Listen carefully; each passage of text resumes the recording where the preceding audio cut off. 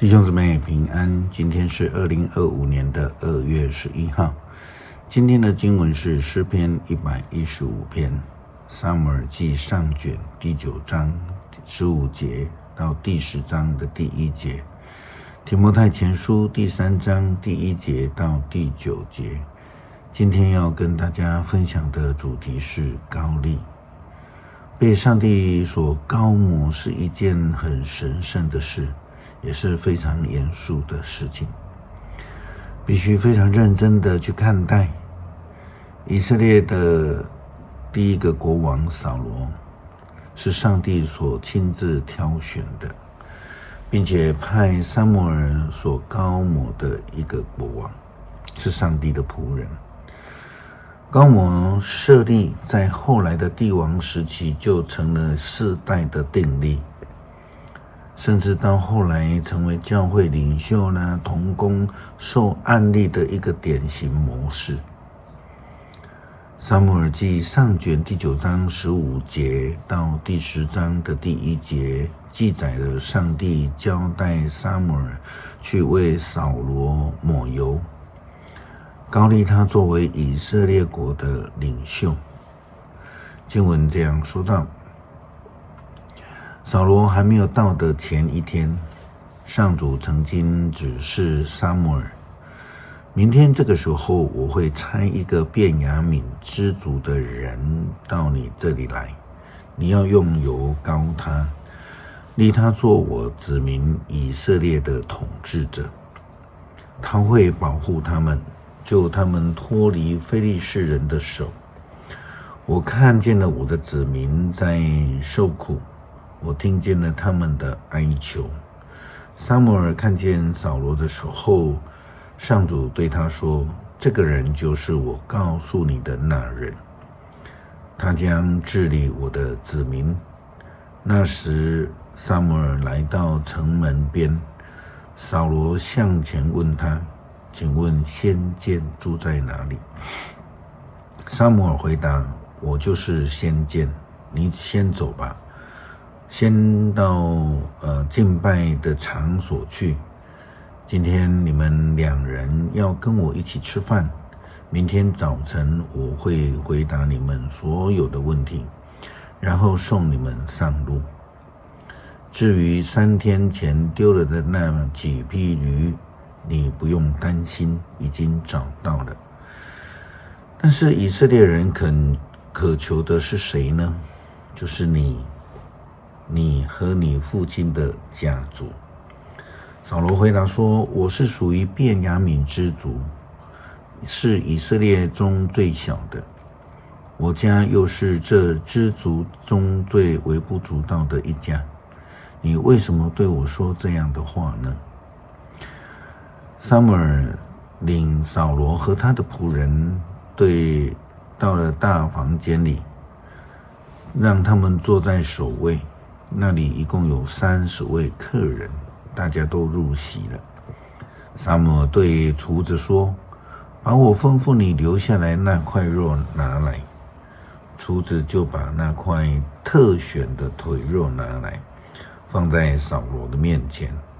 撒母耳说，这是为你留下的肉，吃吧，我特意留下来的，要当着客人面前给你。当天扫罗跟撒母耳一起吃饭，他们从敬拜的场所回城以后，有人为扫罗在屋顶上预备了好的床铺，他就在那里睡觉。天亮的时候，撒母耳就到屋顶喊扫罗，起来，我送你上路吧。扫罗起来就跟撒母耳一起上街去。他们到了城边，撒母耳对扫罗说，叫你的仆人先走。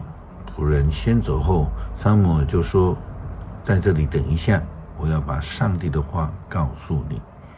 于是撒母耳拿了1瓶橄榄油，倒在扫罗的头上，亲吻他说，上主膏立你做他子民以色列的统治者，你将治理他的子民，救他们脱离所有的仇敌。以下就是上主选立你做他子民统治者的证据。初代教会的同工就是要经过评选的然后再被上帝来所设立、所膏抹。我们知道，制定教会体制的保罗，在写给提摩太的书信当中，这样的设了一个评选的标准。提摩太前书第3章第1节到第9节，保罗这样交代说：这话是可靠的，谁有做教会领袖的抱负，谁就是羡慕一件美好的工作。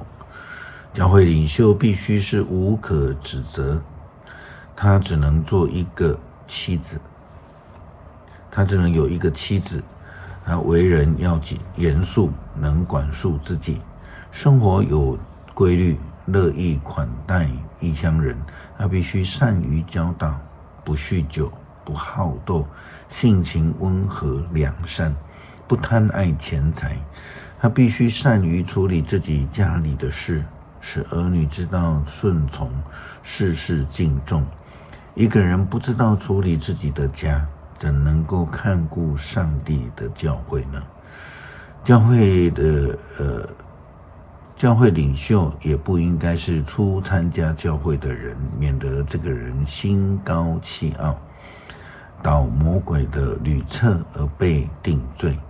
他在教外必须要有好声望，免得受毁谤，陷入魔鬼的圈套。教会的领袖的助手也必须要有好品格，他们必须说话诚实，不贪杯，不贪财，应该以清白良知持守信仰的奥秘，不是爱做的就做，有人做就好。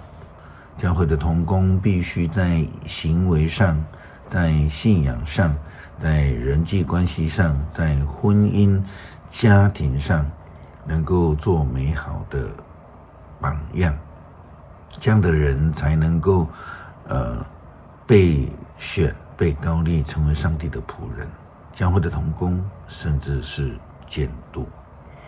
诗篇115篇，上主啊，荣耀只归于你，不归于我们，只归于你，因为你有信实和不变的爱。为什么列国要问我们，你们的上帝在哪里？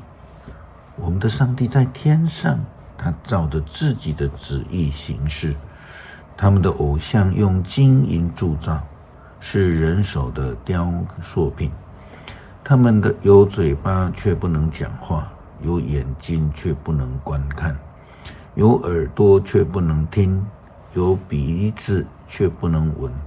他们有手却不能触摸，有脚却不能行走。他们不能发出声音。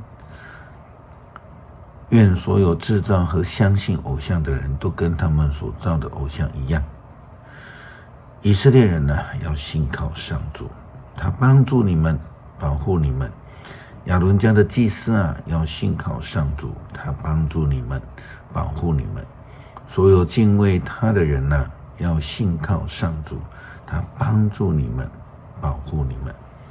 上主顾念我们，要赐福给我们，要赐福给以色列家的人，他要赐福给亚伦家的祭司。上主要赐福给敬畏他的人，不分高低贵贱，同蒙福泽。愿上主增加儿女给你们，也使你们的儿女子孙众多。愿上主赐福给你们，他是创造天地的主宰，天只归属于上主，但他把他地赐给了人类，使人不能颂赞上主，下冥府的人也不能赞美他。让我们活着的人要感谢他，从现在直到永远要赞美上主。恳求上主帮助我们自我觉醒，让我们能够活出信仰的典范，在各方面都能成为好见证的好同工，忠心的做一个主的仆人。